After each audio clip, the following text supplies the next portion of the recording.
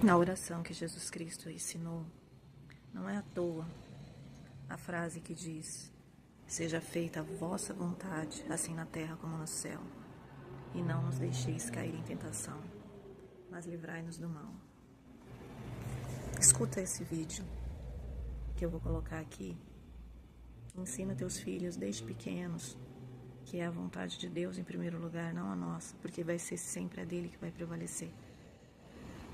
Muitas coisas, muitos problemas que eu tenho certeza que se eu tivesse orado, se eu tivesse conhecido Jesus Cristo, a palavra de Jesus Cristo, e entendido, aceitado ela, acatado ela, muitos problemas que eu tenho hoje, eu não teria. Então ensina teus filhos desde pequenininhos. Escuta só.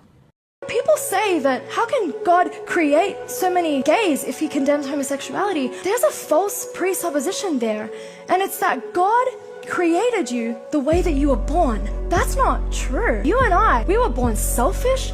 We were born with a desire to sleep outside of marriage, not to forgive.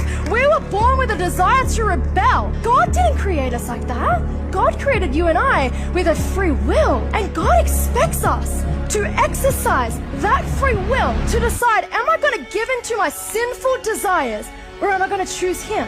Can you imagine if you were born with, a high testosterone level, and you stood before God and said, I know I hit my wife, but I was born that way. You made me like that.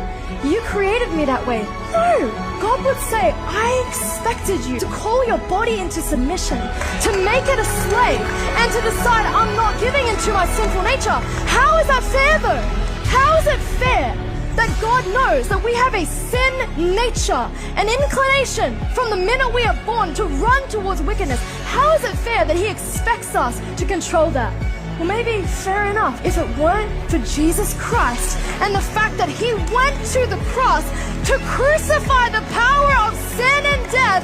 That is the whole point of the gospel, that He who knew no sin became sin, that we might become the righteousness of God.